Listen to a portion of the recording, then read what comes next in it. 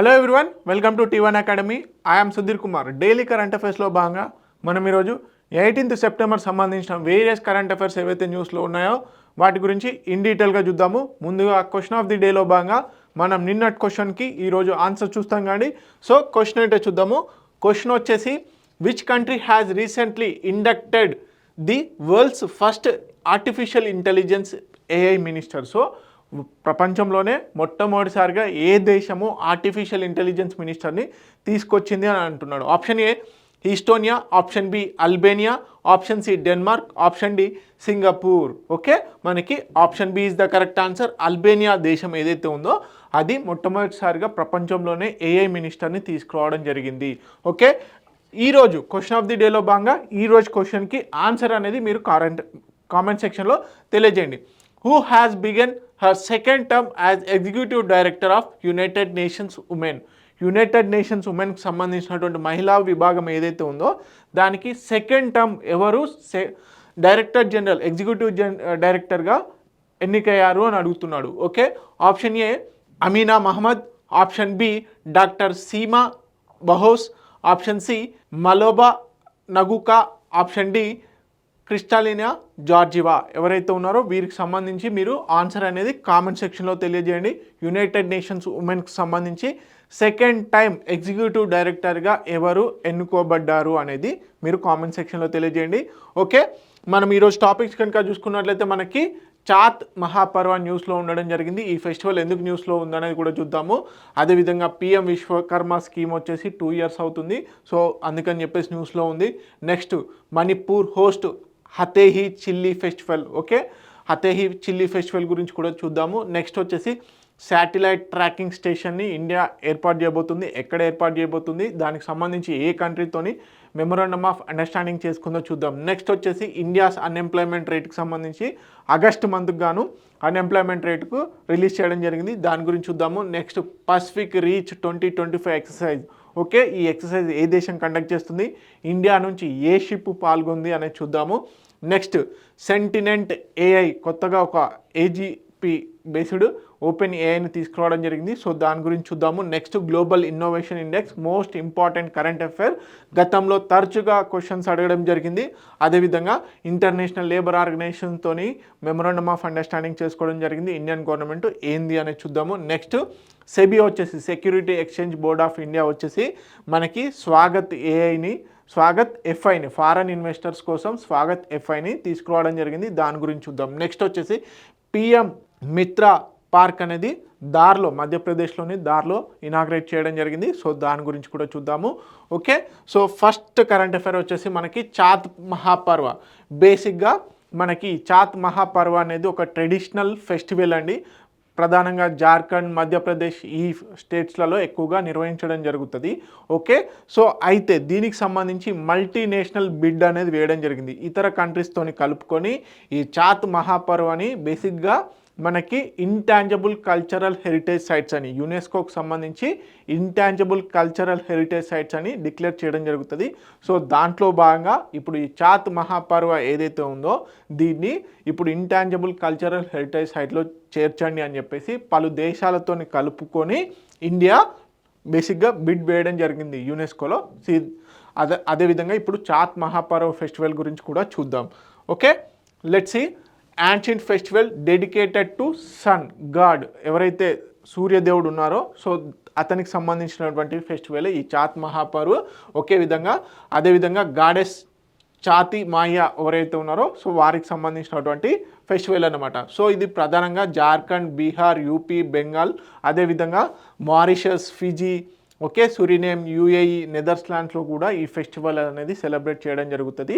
So ఇప్పుడు ఈ దేశాలతోని మన ఇండియా కలుపుకొని బేసిక్గా యునెస్కోలో బిడ్ వేయడం జరిగింది. ఎందుకు ఈ ఫెస్టివల్ని, ఈ చాత్ మహాపర్వని బేసిక్గా ఇంటాంజిబుల్ కల్చరల్ హెరిటేజ్ సైట్లో చేర్చండి అని చెప్పేసి. ఓకే, ఇది 4 days ఫెస్టివల్ అండి. Ecological and sustainable practices, promotes inclusivity, equality and community స్పిరిట్ని పెంచడం జరుగుతుంది. అందుకని చెప్పేసి లిస్ట్లో చేర్చండి అని చెప్పడం జరుగుతుంది. ఆల్రెడీ మనకి ఇండియా నుంచి 15 ఇంటాంజిబుల్ కల్చరల్ హెరిటేజ్ సైట్స్ ఉండడం జరిగింది.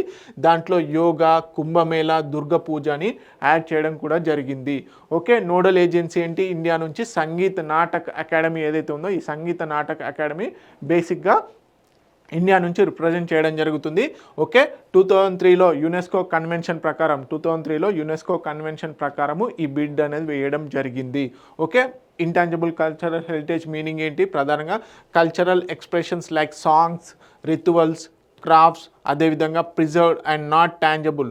Okay, Chhath reflects the India's living traditions of harmony with nature and collective డివోషన్ని కలిగి ఉంటుంది. కాబట్టి ఈ చాత్ మహాపర్వాన్ని ఇప్పుడు ఇంటాంజిబుల్ కల్చరల్ హెరిటేజ్ సైట్లో చేర్చండి అని చెప్పేసి బిడ్ వేయడం జరిగింది. సో ఇప్పటివరకు 15 ఇంటాంజిబుల్ కల్చరల్ హెరిటేజ్ సైట్స్ ఇండియాలో ఉండడం జరిగింది. సో గుర్తుపెట్టుకోండి.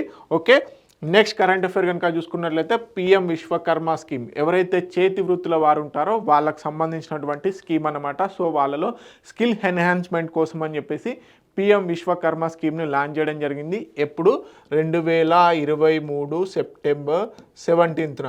సో ఇప్పుడు బేసిక్గా 2 years అయింది కాబట్టి న్యూస్లో ఉంది కాబట్టి ఖచ్చితంగా అడిగే ఛాన్సెస్ ఉంది. ఇది ఓల్డ్ స్కీము, దీన్ని అడిగే ఛాన్స్ లేదని కాదు. ఏదైతే న్యూస్లో ఉంటుందో ఓల్డ్ స్కీమ్ అయినప్పటికీ కూడా ఇటీవల కాలంలో వార్తల్లో నిలిచినటువంటి స్కీమ్స్ గురించి కూడా అడిగే ఛాన్సెస్ ఉంటాయి. కాబట్టి కంపల్సరీగా ఈ స్కీమ్ యొక్క ఇంటెన్షన్ ఏంటి, దీని ఇతివృత్తం ఏంటి అనేది తెలుసుకోవడం ఇంపార్టెంట్ అనమాట. Okay, PM Vishwakarma scheme launch చేసి 2 years కంప్లీట్ అవుతుంది. ఎప్పుడు లాంచ్ చేశారు? సెప్టెంబర్ 17, 2023 రోజున. Okay, central sector scheme of artisans and craft people ఎవరైతే ఉంటారో క్రాఫ్ట్ పీపుల్ మొత్తం 18 ట్రేడర్స్ ఏదైతే ఉందో చేతి వృత్తుల వారికి సంబంధించినటువంటి స్కీమ్ అనమాట. సో దీంట్లో ఏంటి? బేసిక్గా పిఎం విశ్వకర్మ సర్టిఫికేటు, అదేవిధంగా ఐడి కార్డ్ అనేది కూడా ఇవ్వడం జరుగుతుంది. బేసిక్ ట్రైనింగ్ వచ్చేసి 5 to 7 days ఇవ్వడం జరుగుతుంది. అడ్వాన్స్డ్ ట్రైనింగ్ వచ్చేసి 15 days అనేది ఇవ్వడం జరుగుతుంది. సో దీంట్లో స్టైఫండ్ కూడా ఇవ్వడం జరిగింది, 500 rupees per day.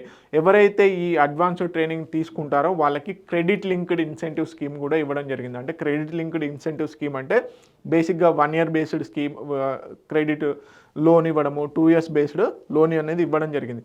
అయితే ఈ లోన్ తీసుకున్న వాళ్ళు ప్రధానంగా ఇంట్రెస్ట్ సబ్వెన్షన్ స్కీమ్, అంటే దీంట్లో సెంట్రల్ గవర్నమెంట్ కొంత ఇంట్రెస్ట్ అనేది కూడా పే చేయడం జరుగుతుంది. Okay, collateral free enterprise development loans, అంటే బేసిక్గా ఈ స్కీమ్ కింద పిఎం విశ్వకర్మ స్కీమ్ కింద ఎవరైతే ట్రైనింగ్ తీసుకుంటారో వారికి ఏంది సెంట్రల్ గవర్నమెంట్ కొల్లాటరల్ ఫ్రీ, అంటే ఎలాంటి బేసిక్గా అప్పు తీసుకొచ్చుకున్నప్పుడు మనం కొంత పెడతాం కదండి, సో ముడి లాగా అలా ఏం లేకుండా, అంటే ఎలాంటి షూరిటీ లేకుండా కొల్లాటరల్ ఫ్రీ లోన్స్ అనేది ఇవ్వడం జరిగింది. ఎందుకు?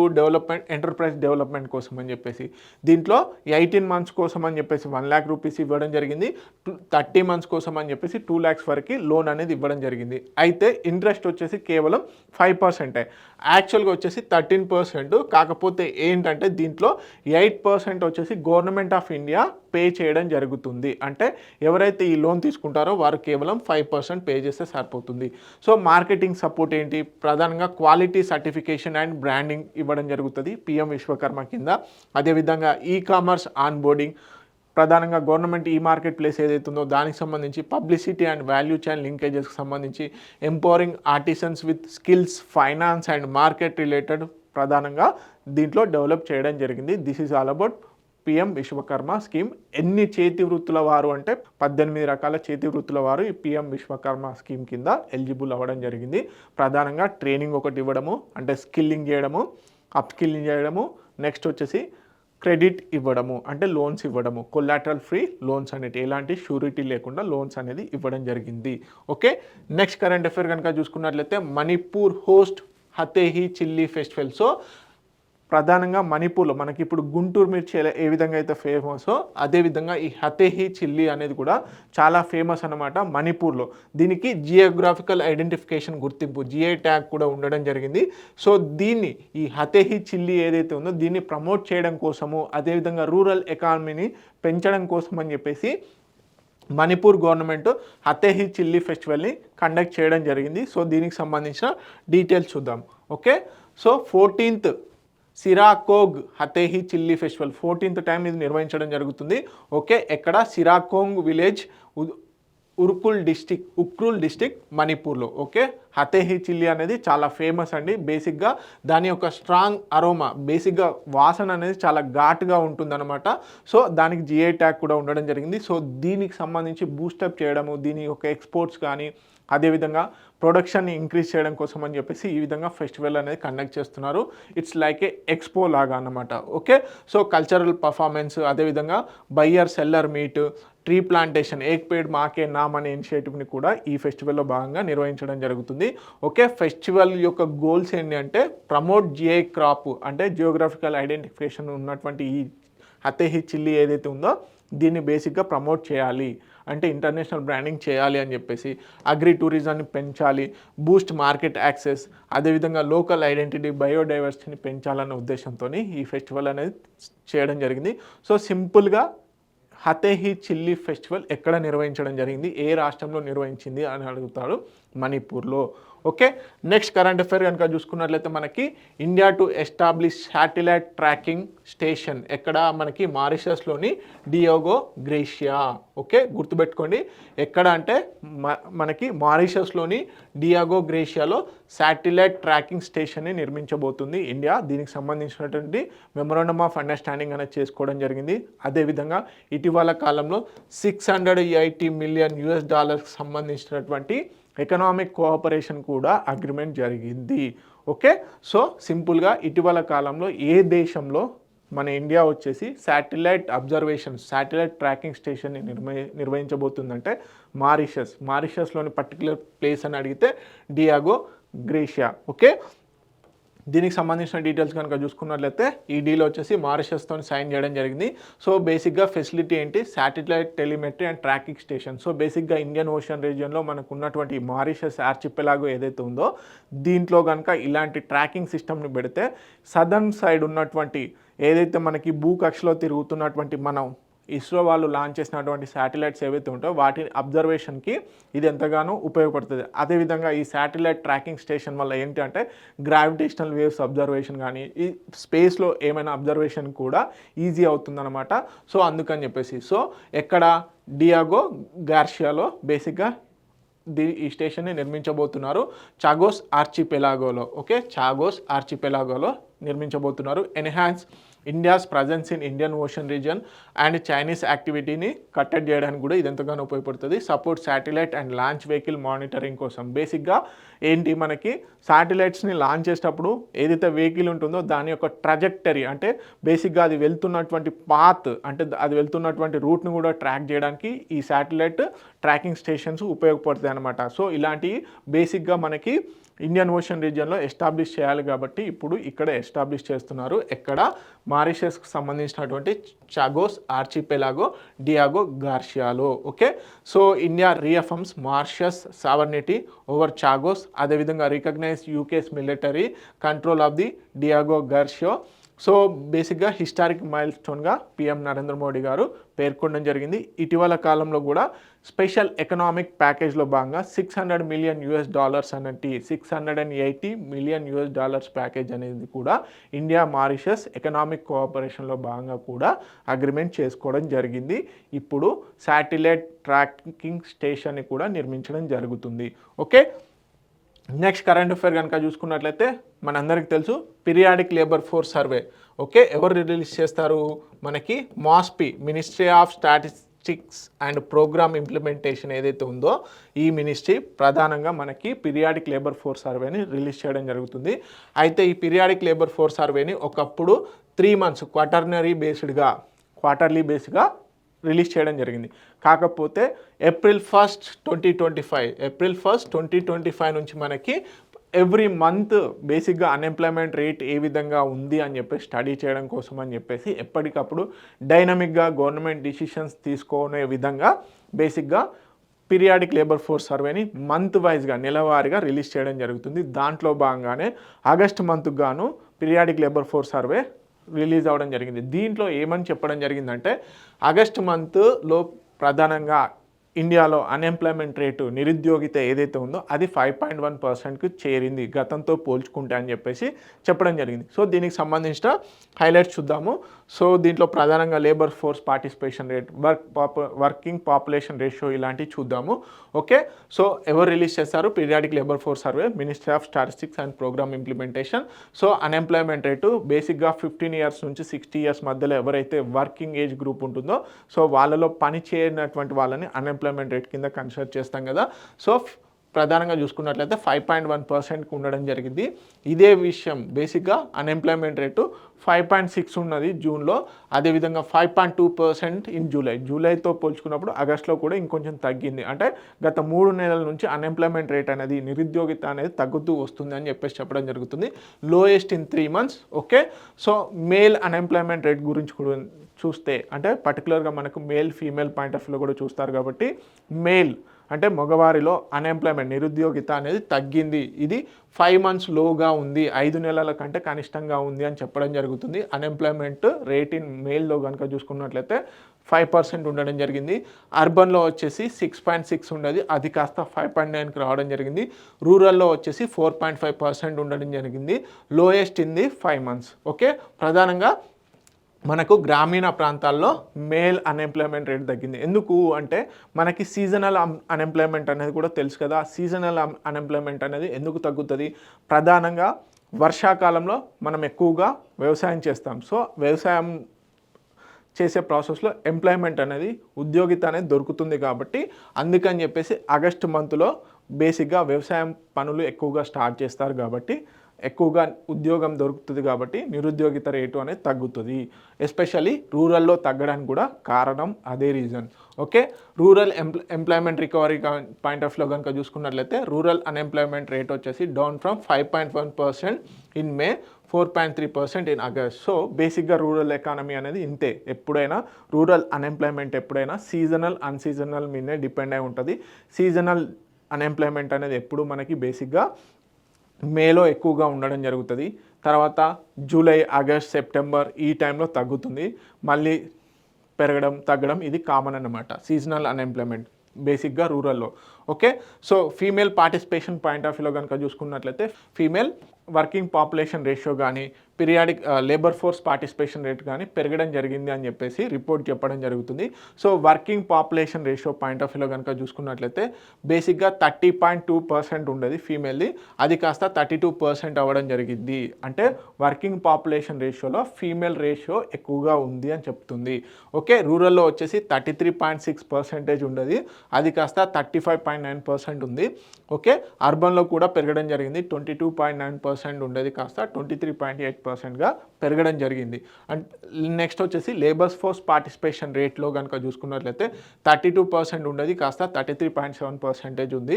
సో దీంట్లో వచ్చేసి రూరల్లో వచ్చేసి 35.2% నుంచి 37.4%గా పెరిగింది. అర్బన్లో వచ్చేసి 25.2% నుంచి 26.1% పెరిగింది. సో ఇక్కడ కూడా సేమ్ రీజన్ అండి. సో బేసిక్గా మనము రూరల్లో వర్కింగ్ పాపులేషన్ రేషియో, అదేవిధంగా మనకి ఫీమేల్ లేబర్ ఫోర్స్ పార్టిసిపేషన్ రేట్లో కూడా రూరల్లో ఎక్కువగా పెరిగింది. ఎందుకు? రూరల్ గ్రామీణ ప్రాంతాల్లో ఇప్పుడు వ్యవసాయం చేస్తారు కాబట్టి ఎక్కువగా అక్కడ working population ratio and labour force participation rate కూడా పెరగడం జరిగింది. So overall work force metrics కనుక చూసుకున్నట్లయితే వర్కింగ్ పాపులేషన్ రేషియో వచ్చేసి ఓవరాల్గా అటు ఫీమేల్ మేల్ కనుక ఉంటే 52.2% ఉంది. లేబర్ ఫోర్స్ పార్టిసిపేషన్ రేట్ కనుక చూసుకున్నట్లయితే 55% ఉండడం జరిగింది. ఓకే, జూన్తో పోల్చుకుంటే మనకు పెరగడం జరిగింది. సో ప్రధానంగా ఇప్పుడు సీజనల్ ఎంప్లాయ్మెంట్ జరుగుతుంది కాబట్టి, వ్యవసాయ పనులు జరుగుతున్నాయి కాబట్టి ప్రధానంగా అక్కడ ఉద్యోగాలు అనేది దొరుకుతాయి కాబట్టి ఇప్పుడు ఎంప్లాయ్మెంట్ రేట్ అనేది తగ్గుతుంది, ఇది common. Okay, next current affair కనుక చూసుకున్నట్లయితే మనకు Pacific reach 2025 exercise. So Pacific reach exercise ఎవరు నిర్వహిస్తున్నారు? సింగపూర్. ఓకే, మనకి సింగపూర్ నిర్వహించడం జరుగుతుంది. ఓకే, సో దీంట్లో పాల్గొనేందుకు ఇండియా నుంచి ఐఎన్ఎస్ తరిణి వెళ్ళడం జరిగింది. సో దీనికి సంబంధించిన డీటెయిల్స్ చూద్దాము. ఓకే, పసిఫిక్ రీచ్ ఎక్సర్సైజ్ ఎవరు హోస్ట్ చేయడం జరుగుతుంది? సింగపూర్. ఓకే, ఇది ఎవ్రీ 2 సంవత్సరాలకు ఒకసారి నిర్వహించడం జరుగుతుంది. దీంట్లో 40 దేశాలకు పైగా ఈ ఎక్సర్సైజ్లో బేసిక్గా పాల్గొనడం జరుగుతుంది. ఓకే, ఇండియా నుంచి ప్రధానంగా చూసుకున్నట్లయితే ఐఎన్ఎస్ నిస్తార్ పాల్గొనడం జరుగుతుంది. సో దీంట్లో ఈ పసిఫిక్ రీచ్ ఎక్సర్సైజ్లో 2 ఫేజెస్లో నిర్వహించడం జరుగుతుంది. ఒకటి హార్బర్ ఫేస్, నెక్స్ట్ వచ్చేసి సీ ఫేస్. బేసిక్గా మనకి ఇలాంటి ఎక్సర్సైజ్ ఎందుకు? ఇంటర్ ఆపరబిలిటీ పెంచుకోవడము, ఒక దేశం మధ్యలో ఇంకో దేశం మధ్యలో కోఆపరేషన్, మిలిటరీ కోఆపరేషన్ పెంచుకోవడం కోసం అని చెప్పేసి ఇలాంటి ఎక్సర్సైజ్ నిర్వహించడం జరుగుతుంది. So significance for India. మరి ఇలాంటి బయలాటరల్, బేసిక్గా ఇలాంటి మల్టీలాటరల్ ఎక్సర్సైజ్లో నిర్వహించడం వల్ల, ఇండియా పాల్గొనడం వల్ల ఏం అడ్వాంటేజెస్ అంటే అండర్ వాటర్ రెస్క్యూ ఇంటరాపరబిలిటీ రిలేటెడ్గా ఎన్హాన్స్ అవ్వడం జరుగుతుంది. అదేవిధంగా మ్యారిటైమ్ సేఫ్టీ, ఇండో పసిఫిక్ కోఆపరేషన్కి బేసిక్గా బూస్టప్ లాగా పనిచేస్తుంది. Strength and strategic presence and rapid response capability. అదేవిధంగా రీజనల్ సెక్యూరిటీ పాయింట్ ఆఫ్ వ్యూలో బేసిక్గా ఇలాంటి ఫ్రెండ్లీ నేషన్స్ నిర్వహిస్తున్నటువంటి ఎక్సర్సైజ్లో పాల్గొనడం వల్ల ఏం జరుగుతుంది అంటే కోఆపరేషన్, ఒకవేళ ఇండియా మీద ఎవరైనా దాడి చేసినా సపోర్టింగ్ లాగా ఇలాంటి కంట్రీస్ రావడం జరుగుతుంది. కాబట్టి సో ఇలాంటి ఎక్సర్సైజ్ అనేది బేసిక్గా పార్టిసిపేట్ చేస్తూ ఉండాలి. సో ఐఎన్ఎస్ నిస్తార్ గురించి కనుక చూసుకున్నట్లయితే ఇది 18 జూలై 2025లో కమిషన్ అవ్వడం జరిగింది. అంటే రీసెంట్గానే మనకి ఇండియన్ నేవీలో చేర్చడం జరిగింది. So indigenous diving support vessel, okay, 80% of the Indian కాంపోనెంట్స్ని కలిగి ఉన్నటువంటిది. సో ఏ కమాండింగ్ కింద వర్క్ చేస్తుంది ఐఎన్ఎస్ నిస్తార్ అంటే ఈస్టర్న్ నావల్ కమాండ్ కింద వర్క్ చేయడం జరుగుతుంది. ఓకే, మనకి డైవింగ్ సపోర్ట్ విజిల్ అంటే ప్రధానంగా ఏదైనా షిప్, ఏదైనా కార్గో షిప్ కానీ ఏదైనా యాక్సిడెంట్ అయినప్పుడు అక్కడ బేసిక్గా ఇన్డెప్త్ అనాలసిస్ కోసము, రెస్క్యూ ఆపరేషన్స్ కోసం, డీప్ ఆపరేషన్స్ కోసం అని చెప్పేసి ఐఎన్ఎస్ నిస్తార్ వర్క్ చేయడం జరుగుతుంది అనమాట. ఓకే, సింపుల్గా డైవింగ్ సపోర్ట్ విజిల్ అంటే బేసిక్గా డెప్త్ ఏదైతే యాక్సిడెంట్స్ జరుగుతాయో, యాక్సిడెంట్కి సంబంధించి ఏదైనా రెస్క్యూ ఆపరేషన్ చేయాలి అనుకుంటే ఈ డైవింగ్ విజిల్స్తోనే నిర్వహించడం జరుగుతుంది. So INS Nistar is a diving support vessel అనమాట. Okay, let's see another current affair.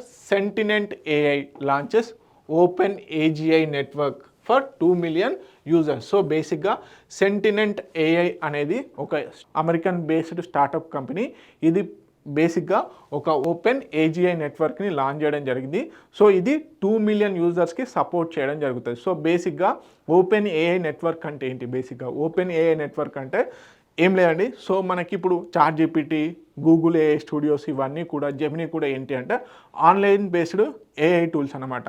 So ఇప్పుడు ఓపెన్ ఏజిఐ అంటే మనం సాఫ్ట్వేర్ అనేది డైరెక్ట్గా డౌన్లోడ్ చేసుకొని మన సిస్టంలో ఆఫ్లైన్ మోడ్ అంటే ఇంటర్నెట్ లేకున్నా కానీ యూజ్ అయ్యే విధంగా ఈ ఓపెన్ ఏజిఐస్ వర్క్ చేయడం జరుగుతుంది. దాంట్లో భాగంగా సెంటినెంట్ ఏఐ ఈ ఓపెన్ ఏజిఐ 2 నెట్వర్క్ని లాంచ్ చేయడం జరిగింది.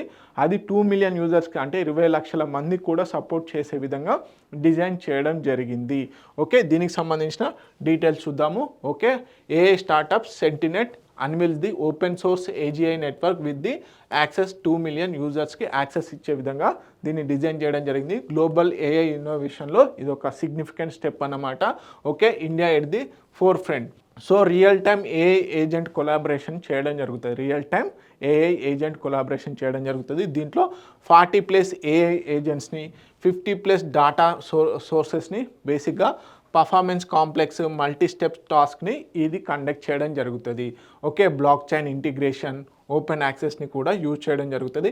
టోకెన్ బేస్డ్ రివార్డ్ సిస్టమ్ కూడా ఇవ్వడం జరుగుతుంది. సో ఈ ఓపెన్ ఏజిఐ నెట్వర్క్ ఏం వర్క్ చేస్తుంది అంటే ప్రధానంగా real time investment and research రిపోర్టింగ్ని ఇవ్వడం జరుగుతుంది. This is the most important for the stock మార్కెట్కి. అదేవిధంగా personalised news briefing, travel planning assistance, academic and policy research సమ్మరీస్ని కూడా ఈ ఓపెన్ ఏజిఐ నెట్వర్క్ అనేది ఇవ్వడం జరుగుతుంది. ఓకే, సో బేసిక్గా గుర్తుపెట్టుకోండి, ఓపెన్ ఏఐ అంటే ఏంటి? ఓపెన్ ఏజిఐ అంటే ఏం లేదండి, సింపుల్గా మనకి చాట్ జీపీటీ, అదేవిధంగా మనకి గూగుల్, జెమినీ, గూగుల్ స్టూడియో, ఇవన్నీ కూడా ఏఐ టూల్సే. కాకపోతే అవి ఆన్లైన్ బేస్డ్ టూల్స్ అన్నమాట. ఇంటర్నెట్ లేకపోతే అవి పనిచేయవు. కాకపోతే ఓపెన్ ఏజిఐ నెట్వర్క్స్ ఏంటి అంటే ఆఫ్లైన్ మోడ్లో కూడా పనిచేయడం జరుగుతుంది. అంటే బేసిక్గా మనకి నెట్వర్క్ సిస్టమ్ లేకపోయినా కానీ పనిచేయడం జరుగుతుంది అన్నమాట. ఓకే, నెక్స్ట్ కనుక చూసుకున్నట్లయితే గ్లోబల్ ఇన్నోవేషన్ ఇండెక్స్. సో మనకి వరల్డ్ ఇంటలెక్చువల్ ప్రాపర్టీ ఆర్గనైజేషన్ ఏదైతే ఉందో ఇది ఎవ్రీ ఇయర్ కూడా గ్లోబల్ ఇన్నోవేషన్ ఇండెక్స్ని రిలీజ్ చేయడం జరుగుతుంది. సో దాంట్లో భాగంగానే 2025కి సంబంధించినటువంటి గ్లోబల్ ఇన్నోవేషన్ ఇండెక్స్ రిలీజ్ చేయడం జరిగింది. దాంట్లో ఇండియా యొక్క ర్యాంక్ 38కి చేరడం జరిగింది. ఓకే, ఒకప్పుడు 48th ర్యాంక్ ఉండేది. ఇండియా 2020లో 48th ర్యాంక్ ఉండడం జరిగింది. సో విత్ ఇన్ ది 5 yearsలో ఇండియా 10 ర్యాంకులు ఇంప్రూవ్ చేసుకొని గ్లోబల్ ఇన్నోవేషన్ ఇండెక్స్లో 38th ర్యాంకును నిలబెట్టుకుంది. అదేవిధంగా టాప్ కంట్రీగా సింగపూర్ ఉండడం జరిగింది. సో దీనికి సంబంధించిన డీటెయిల్స్ చూద్దాము. 38th position in global innovation index, okay, 2025, 48th in 2020లో, 2020లో 48th పొజిషన్ ఉండేది. అదేవిధంగా లోయర్ మిడిల్ ఇన్కమ్ ఎకనామీస్లో ఇండియా టాప్ చేయడం జరిగింది. This is the most important, okay, leading in central and southern ఏషియాలో, ఓకే. సో సింగపూర్ కాదండి, స్విట్జర్లాండ్ 66 తోని గ్లోబల్ ఇన్నోవేషన్ ఇండెక్స్ స్కోర్తోని టాప్లో ఉండడం జరిగింది. తర్వాత Sweden, USA, South Korea, Singapore, these are the top 5 countries, okay. UK, Finland, Netherlands, Denmark and China 10th ప్లేస్లో ఉండడం జరిగింది. సో ఇండియా వచ్చేసి 38th ప్లేస్లో ఉండడం జరిగింది, okay. So lower middle income ఎకనామీస్లో ఫస్ట్ ప్లేస్లో ఉండడం జరిగింది, ఓకే. టాప్ వచ్చేసి స్విట్జర్లాండ్ ఉండడం జరిగింది 66 స్కోర్తోని. అదేవిధంగా world intellectual property organisation related కనుక చూసుకున్నట్లయితే ఇండియా ఏ సెక్టార్లో లీడింగ్లో ఉంది అంటే గ్లోబల్ ఇన్నోవేషన్ ఇండెక్స్ కొన్ని పారామీటర్స్ తీసుకుంటుంది. ఆ పారామీటర్స్లో ఇండియా దేంట్లో స్ట్రెంగ్తన్గా ఉంది, బలంగా ఉంది అని చూసుకున్నట్లయితే నాలెడ్జ్ అండ్ టెక్నాలజీ అవుట్పుట్స్లో 22nd ర్యాంక్ రావడం జరిగింది. మార్కెట్ సోఫిస్టికేషన్లో 38th రావడం జరిగింది. Human capital and research point of వ్యూలో టాప్ 40లో ఉండడం జరిగింది. అదేవిధంగా ఇంప్రూవ్ చేసుకోవాల్సినటువంటి ఏరియాస్ ఏంటంటే బిజినెస్ సోఫిస్టికేషన్ 64th ప్లేస్లో ఉండడం జరిగింది. ఇన్ఫ్రాస్ట్రక్చర్లో 61st ప్లేస్లో ఉండడం జరిగింది. ఇన్స్టిట్యూషన్స్లో 58th ఉండడం జరిగింది, ఓకే. ఎవ్రీ ఇయర్ కూడా గ్లోబల్ ఇన్నోవేషన్ ఇండెక్స్ని world intellectual property organisation release చేయడం జరుగుతుంది. సో మొత్తం 139 కంట్రీస్ని 80+ ఇండికేటర్స్ని యూజ్ చేసి గ్లోబల్ ఇన్నోవేషన్ ఇండెక్స్ రిలీజ్ చేయడం జరుగుతుంది, ఓకే. సో 7 పిల్లర్స్, మొత్తం 80+ ఇండికేటర్స్ అయితే 7 పిల్లర్స్ ఉన్నాయి. 7 పిల్లర్స్లో institutions, human capital and research, infrastructure, market sophistication, business sophistication, knowledge and technology outputs, next వచ్చేసి క్రియేటివ్ అవుట్పుట్స్. ఈ 7 పిల్లర్స్ను బేస్ చేసుకొని మళ్ళీ దీని కింద సబ్ కేటగిరీషన్ చేస్తూ 80+ ఇండికేటర్స్ ఉండడం జరిగింది. సో దీంట్లో ఇండియా దేంట్లో స్ట్రెంత్ ఉంది, దేంట్లో ఇంప్రూవ్ చేసుకోవాలనేది కూడా ఇవ్వడం జరిగింది. సో ఇండియా యొక్క గ్లోబల్ ఇన్నోవేషన్ ఇండెక్స్ స్కోర్ ఎంత, 40.5%, okay. Top country Switzerland, okay. India 2020లో 48th ర్యాంక్ ఉండడం జరిగింది, ఓకే. నెక్స్ట్ కనుక చూసుకున్నట్లయితే మనకి నెక్స్ట్ కరెంట్ అఫైర్ వచ్చేసి memorandum of understanding with the international labour ఆర్గనైజేషన్తోని ఇండియా మెమరాండమ్ ఆఫ్ అండర్స్టాండింగ్ అనేది చేసుకుంది. దేంట్లో అంటే boost global recognition of skills and occupation. So మన ఇండియాకి సంబంధించినటువంటి స్కిల్స్, ఆక్యుపేషన్స్కి గ్లోబల్ రికగ్నేషన్ తీసుకురావాలన్న ఉద్దేశంతో ప్రపంచ లేబర్ సంస్థ ఏదైతే ఉందో, ఓకే, దాంతో మెమరాండమ్ ఆఫ్ అండర్స్టాండింగ్ అనేది చేసుకోవడం జరిగింది. మరి global recognition of skills and occupations చేసుకోవడం వల్ల ఏం బేసిక్గా బెనిఫిట్స్ ఉన్నాయనే చూద్దాం, ఓకే. దీంట్లో ప్రధానంగా చూసుకున్నట్లయితే 16th September 2025 రోజున ఈ అండర్స్టాండింగ్ అనేది చేసుకోవడం జరిగింది. Geneva to develop international reference classification of occupations, okay, enhances global comparability of skills, అదేవిధంగా job opportunities for Indian workers abroad. So బేసిక్గా ఇండియా యొక్క స్కిల్స్ని రికగ్నైజ్ చేయడం వల్ల ఇండియా స్కిల్స్కి సర్టిఫికేషన్ అనేది రావడం జరుగుతుంది. ఈ సర్టిఫికేషన్తో ఇండియన్ లేబర్స్ బేసిక్గా వేరే దేశాల్లో కూడా వర్క్ చేసుకునేందుకు వెసులుబాటు కలుగుతుంది, ఓకే. అదేవిధంగా positions India at the enter of global labour mobility reforms, supports India's domestic initiative, ప్రధానమంత్రి వికసిత్ భారత్ యోజన, రోజ్గార్ యోజన ఏదైతే ఉందో దానికి కూడా బేసిక్గా రికగ్నేషన్ రావడం జరుగుతుంది, okay. Key features and benefits ఏంటి అంటే standardised skill recognition, boost international labour mobility, alliance with the digital platform, అదేవిధంగా pilot projects in digital economy, care వర్క్కి కూడా ఎంతగానో రికగ్నైజ్ వచ్చే ఛాన్సెస్ ఉన్నాయి, okay. So this is all about international labour organisation and India memorandum of understanding to recognise the Indian skills, okay. Next కనుక చూసుకున్నట్లయితే SEBI launches Swagat FI. So మనకి foreign portfolio investmentors, FPIs అంటారు కదా. So foreign investors కోసం అని చెప్పేసి వాళ్ళ యొక్క బేసిక్గా ఇన్వెస్టింగ్ సంబంధించినటువంటి ఫెసిలిటీస్ ఏవైతే ఉన్నాయో వాటిని ఇంటర్నేషనల్ ఫైనాన్షియల్ సిటీ, ఏది మనకి బేసిక్గా గిఫ్ట్ సిటీ అంటారు కదా, ఈ గిఫ్ట్ సిటీలో ప్రధానంగా international financial service centre, IFSC ఏదైతే ఉందో దీంట్లో ఇన్వెస్ట్మెంట్స్ని బూస్ట్ చేయడం కోసం ఇంకెక్కువగా ఫారెన్ ఇన్వెస్టర్స్ని తీసుకురావాలన్న ఉద్దేశంతో వాళ్ళకి కోసం అని చెప్పేసి స్వాగత్ ఎఫ్ఐ అని చెప్పేసి తీసుకురావడం జరిగింది to attract long term foreign investment. Okay, దీనికి సంబంధించిన డీటెయిల్స్ చూద్దాము. ఎవరు తీసుకొచ్చారు స్వాగత్ ఎఫ్ఐ? ఇటీవల కాలంలో వార్తల్లో నిలిచినటువంటి స్వాగత్ ఎఫ్ఐ ఏ ఆర్గనైజేషన్ తీసుకొచ్చిందంటే security exchange board of India to boost the foreign investors for long term duration. Okay, so Swagat FI యొక్క అబ్రివేషన్ ఏంటి మనకి? Simplified wrapper framework for facilitating access to GIFT IFSC for foreign investor announced by the SEBI on 16th September 2025 to attract long term low risk global funds. Okay, pension, sovereign and institutional బేస్డ్గా అంటే బేసిక్గా foreign investments రిలేటెడ్గా ఏవైతే ఉన్నాయో దాంట్లో పెన్షన్స్లో, సావరిన్లో, ఇన్స్టిట్యూషన్స్లో కూడా invest చేస్తారు. Okay, 10 year registration versus earlier 3 years మాత్రమే ఉండేది. అంటే ఒకసారి ఒక ఫారెన్ ఇన్వెస్టర్ కనుక సెబీలో రిజిస్టర్ అవుతే బేసిక్గా 3 years వరకే ఉంటుంది. కాకపోతే ఇప్పుడు దాన్ని ప్రొలాంగ్ చేయడం జరిగింది, అంటే ఎక్కువగా పెంచడం జరిగింది, ఎక్స్టెన్షన్ చేశారు 10 years వరకు. దీనివల్ల ఏంటి? Reduce complaints burden, ensure stability అనేది పెంచడం జరుగుతుంది. Faster onboarding, digital portal cuts approval time for 1 month to 1 week. అంటే చూడండి, అంటే బేసిక్గా ఒక పర్సన్ ఫారెన్ ఇన్వెస్టర్ ఇండియాలో ఇన్వెస్ట్మెంట్ చేసేందుకు ఫస్ట్ పర్మిషన్ తీసుకోవాలి. ఆ పర్మిషన్ కూడా ఎప్పుడు 3 years వరకే ఉంటుంది. ఒకసారి వస్తే 3 years వరకే ఉంటుంది. అది కాస్త 10 years చేయడం జరిగింది. ఇది స్టెబిలిటీని పెంచుతుంది. దాని తర్వాత ఏంది? నెక్స్ట్ బేసిక్గా ఫాస్టర్ ఆన్ బోర్డింగ్ అనేది పెంచడం జరిగింది. అంటే ఆన్ బోర్డింగ్ ఏంటి? బేసిక్గా ఇన్వెస్టర్గా రిజిస్టర్ అవ్వాలి కదా, ఆ రిజిస్టర్ అయ్యేందుకు అని చెప్పేసి ఒకప్పుడు 1 month టైం పీరియడ్ అని ఉండేది. అది కాస్త రిజాల్వ్ చేసేందుకు 1 week తీసుకోవడం జరుగుతుంది. సింగిల్ డిమాట్ అకౌంట్, అదేవిధంగా integration with the GIFT IFSC international financial service సెంటర్తోని enhanced transparency, stronger disclosure in initial public offerings, market data యాక్సెస్లో. సో అట్రాక్ట్ పేషెంట్ క్యాపిటల్, అదేవిధంగా reduce market volatility, compete with Singapore, Dubai, London లాంటి stock ఎక్స్చేంజెస్తోని compete చేసే chances కూడా పెరుగుతాయి. దీనివల్ల ఎక్కువగా ఫారెన్ ఇన్వెస్టర్స్కి బేసిక్గా స్టెబిలిటీ అనేది పెరగడం జరుగుతుంది. So foreign investors point of వ్యూలో స్టెబిలిటీ కనుక పెరిగితే ఏమవుతుంది? ప్రధానంగా చూసుకున్నట్లయితే మనకి వొలటాలిటీ తగ్గుతుంది. అంటే ఫారెన్ ఇన్వెస్టర్స్ ఎంబడే వెళ్ళిపోరు అన్నమాట. అంటే ఇన్వెస్ట్ చేసి మళ్ళీ తీసుకోవడం ఇలాంటివి ఏముండవు, చాలా లాంగ్ టర్మ్గా ఉండే ఛాన్సెస్ ఉంటాయి. ఓకే, నెక్స్ట్ పాయింట్ కనుక చూసుకున్నట్లయితే నెక్స్ట్ కరెంట్ అఫైర్ వచ్చేసి పిఎం నరేంద్ర మోడీ గారు మనకి దార్ అనే ప్లేస్లో పిఎం మిత్ర పార్క్ ఏదైతే ఉందో అపారెల్ పార్క్ని లాంచ్ చేయడం జరిగింది, ఇనాగ్రేట్ చేయడం జరిగింది. సో పిఎం మిత్ర స్కీమ్ కింద 7 టెక్స్టైల్ పార్క్స్ ఇనాగ్రేట్ బేసిక్గా ఏర్పాటు చేయనున్నారు. దాంట్లో తెలంగాణలోని వరంగల్లో కూడా పిఎం టెక్స్టైల్ పార్క్ని తీసుకురావడం జరిగింది పిఎం మిత్ర స్కీమ్ కింద. సో దార్ మధ్యప్రదేశ్లో ఇనాగ్రేట్ చేయనున్నారు. Aims to boost India's textile industry, empower women and rural artisans, అదేవిధంగా రివైవ్ ది మహేశ్వరి శారీస్ కోసం అని చెప్పేసి. ఎస్పెషల్లీ దార్ టెక్స్టైల్ పార్క్ దేనికోసము? మహేశ్వరి శారీస్ బూస్ట్ చేయడం కోసము.